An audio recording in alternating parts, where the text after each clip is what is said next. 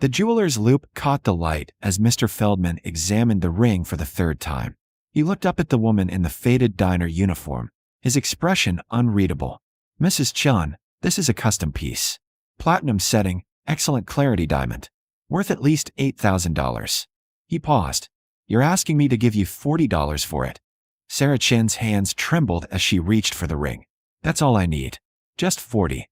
For what, if you don't mind my asking?" She thought of the homeless man outside the grocery store, the one she'd seen every morning for 3 weeks, growing thinner, the one whose eyes had stopped meeting anyone's gaze. "Food," she said simply. "Someone's hungry."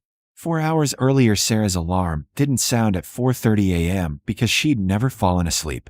The eviction notice sat on her kitchen counter. Final, unappealable, due in 14 days. She'd read it so many times she'd memorized every word.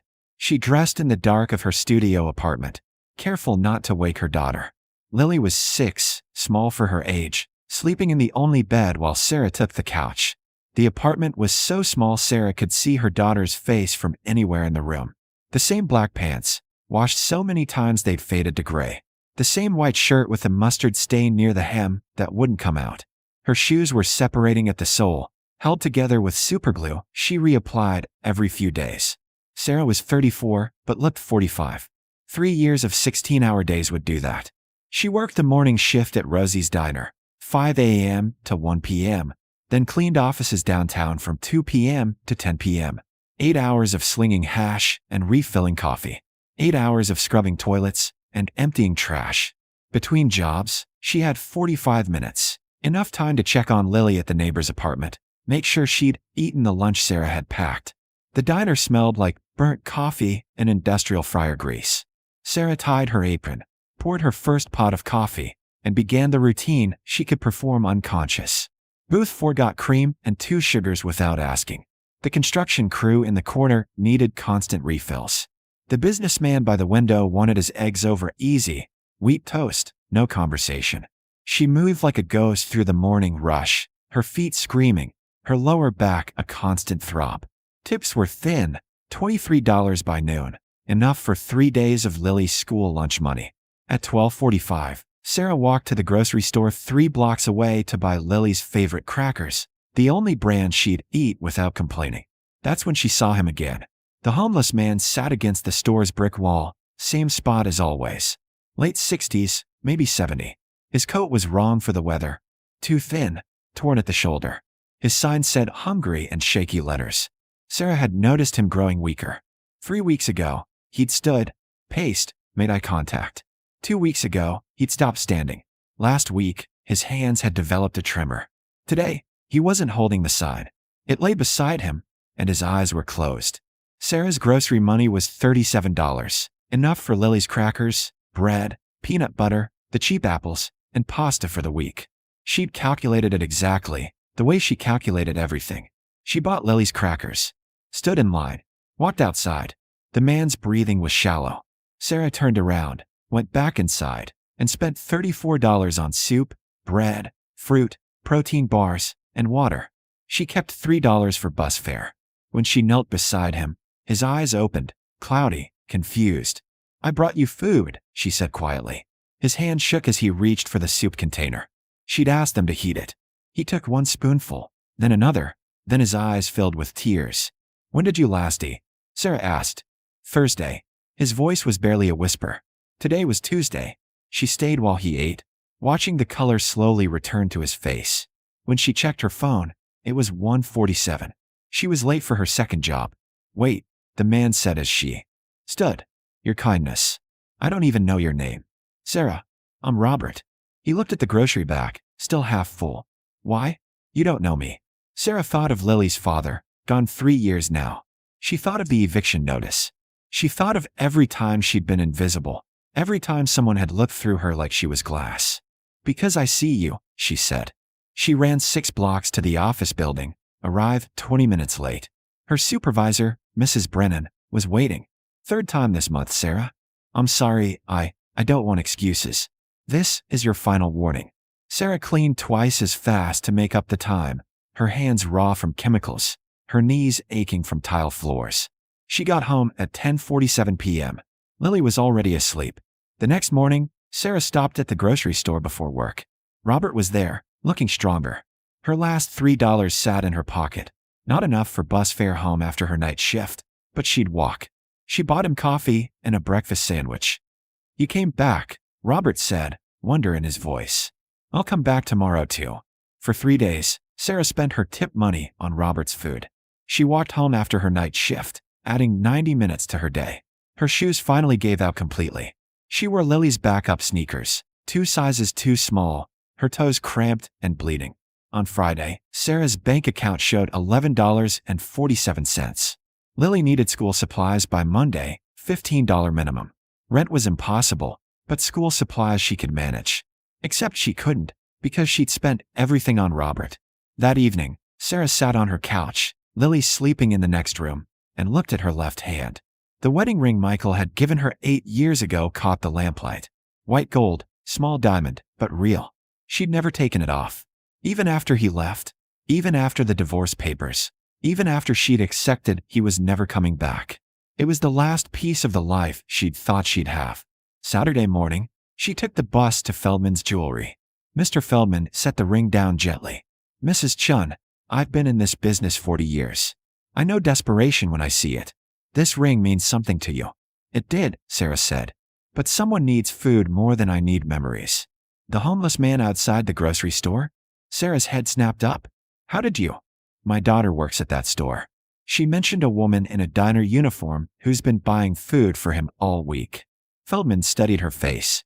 "That's you." Sarah said nothing. "I'll give you $200, Feldman said. "That's less than it's worth, but more than you asked for. Take care of yourself too." Sarah wanted to refuse, but Lily needed shoes, needed clothes, needed so many things. She nodded, took the cash, and left before she could change her mind. She bought Robert a week's worth of groceries, bought Lily school supplies, and put the remaining $70 toward rent. Still $830 short, but $70 was better than nothing. On Monday morning, Robert wasn't at his usual spot.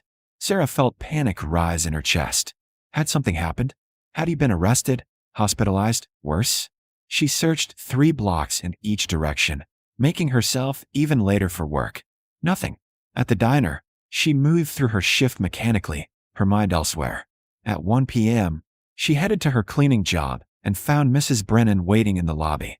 "Sarah, we need to talk." Sarah's stomach dropped. "I know I've been late. You're not late today. But I received a call this morning. A very unusual call." Mrs. Brennan's expression was strange. "Please come to the conference room." Sarah followed, confused. The conference room was for executives, not cleaning staff. Inside, a man in an expensive suit stood looking out the window. When he turned around, Sarah gasped. It was Robert. Except he wasn't Robert the homeless man anymore. He was clean-shaven, wearing clothes that probably cost more than Sarah made in a month, standing straight and healthy. "Mrs. Chen," he said quietly. "Thank you for coming." Sarah's mind spun. "I don't understand. You were homeless?" "Yes." He gestured to a chair. "Please sit. I owe you an explanation." Sarah sat, her legs suddenly weak. "My name is Robert Hutchinson. 6 months ago, I was the CEO of Hutchinson Industries. Then my wife died." His voice caught. 43 years of marriage, gone in a car accident. "I fell apart. Started drinking, stopped caring, lost everything that mattered. My children had me removed from the company for my own protection. They were right to do it." He sat across from her. 3 months ago, I walked away from the rehabilitation center they put me in. I wanted to disappear. I wanted to be invisible. I wanted to know what it felt like to have nothing, to be nothing, because that's what I felt like inside. Sarah listened, stunned. I spent weeks on those streets. People walked past me like I was trash, like I didn't exist. I started to believe I didn't. Robert's eyes met hers. "Then you stopped. You saw me. You spent money you didn't have to feed me. You came back, day after day, even though I was nobody to you." "You weren't nobody," Sarah said quietly. "You were hungry. Do you know what that did? Seeing someone care when they had no reason to. You gave me back my humanity, Sarah. You reminded me I was still a person worth saving." He reached into his jacket. "So I called my daughter. Went back to treatment. Got sober. Started putting my life back together." He pulled out an envelope. "I had my team research you. I know you're being evicted. I know you work 2 jobs to support your daughter. I know you sold your wedding ring to buy me food. Sarah's breath caught. How did you? Mr. Feldman is an old friend. He called me when he realized the connection. Robert slid the envelope across the table. This is a check for $50,000. It's not charity. It's payment for saving my life. Sarah stared at the envelope like it might explode. I can't accept this. You can, and you will. But there's more. Robert leaned forward. Hutchinson Industries owns this building and 40 others in the city. Mrs. Brennan tells me you're one of the hardest workers she's ever supervised. We're creating a new position, Building Services Director. You'll oversee cleaning operations across all our properties, manage staff, ensure quality. Salary is $72,000 annually, full benefits, regular hours. You'll work 8 a.m. to 4 p.m., Monday through Friday. No more double shifts. No more night work. Sarah's vision blurred. I don't have a degree. I barely finished high school. You're someone who gives everything to help others. You're someone with integrity and compassion and work ethic. Those aren't things I can teach. Robert stood. I'm offering you a job, Sarah. The rest is up to you. Mrs. Brennan spoke for the first time. I recommended you personally. I've watched you work for 2 years. You're always early, thorough, honest. You notice details others miss. You'd be excellent at this. Sarah looked at the envelope, then at Robert. Why? Why this much?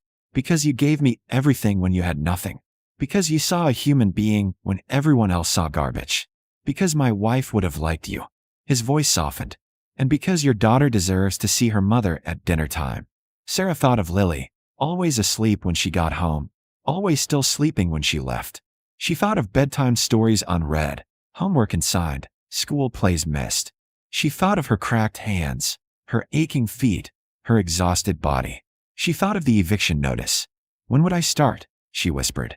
Sarah started the following Monday. The first day, she arrived at 7:45 a.m. and stood outside the office building in new shoes that didn't hurt, wearing clothes without stains. Mrs. Brennan. Call me Patricia now, she'd insisted, met her in the lobby and walked her to an actual office. Small but hers. With a desk, a computer, and a nameplate that read Sarah Chen, Building Services Director. Sarah touched the nameplate with trembling fingers, still half convinced she'd wake up on her couch. The work was challenging but not impossible. She managed 12 cleaning teams across 15 buildings, coordinated schedules, handled supply orders, and addressed quality concerns. She understood the work intimately, knew which products worked best on marble versus tile, knew how long each task actually took, knew which corners lazy cleaners cut. More importantly, she knew how to see the invisible people. On her second week, she found a cleaner crying in a supply closet. Maria was 23, supporting her disabled mother, working 3 jobs. Sarah recognized the exhaustion in her eyes.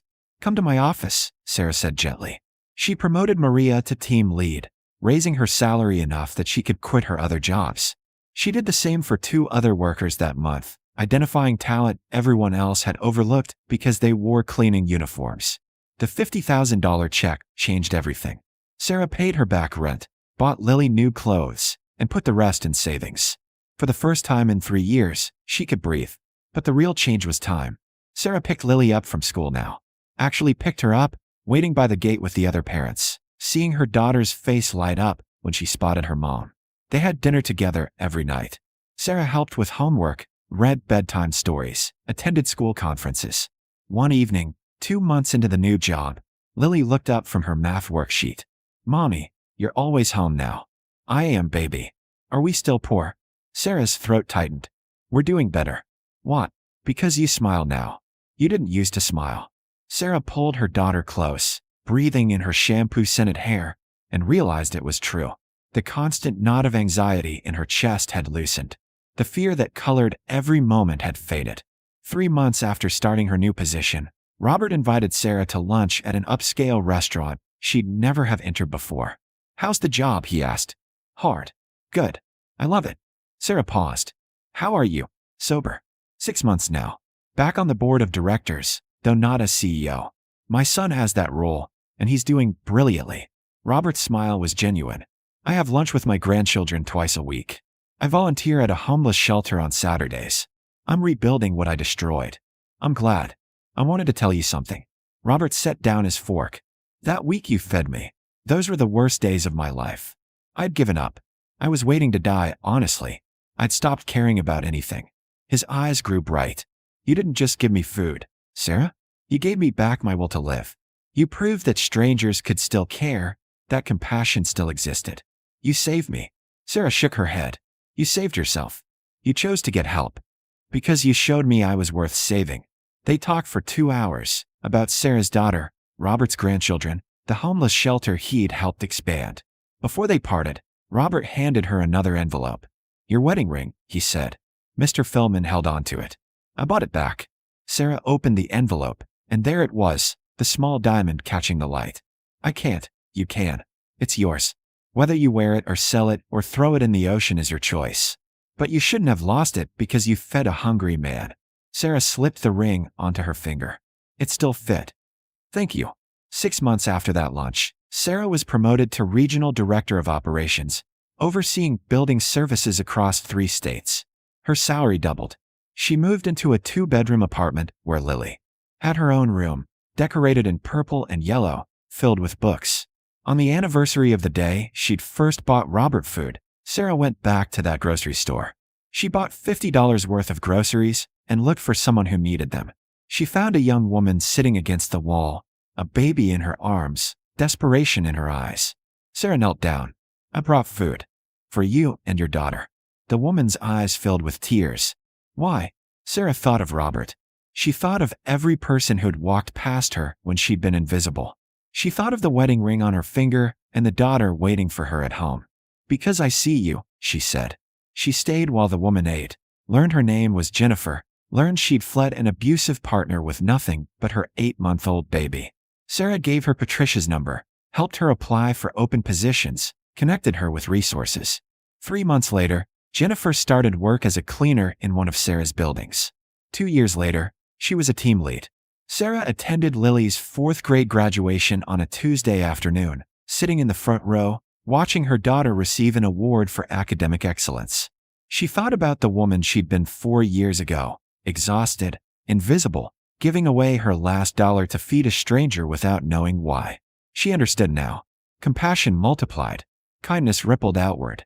One person seeing another person, truly seeing them, could change everything. After the ceremony, Lily ran to her, diploma in hand, smiling so wide it seemed impossible her small face could contain it. Did you see me, Mommy? Did you see me get my award? Sarah pulled her close, breathing in this moment. This life she'd rebuilt from nothing. I saw you, baby, she whispered. I will always see you. And for the first time in longer than she could remember, Sarah Chen felt like the richest woman in the world.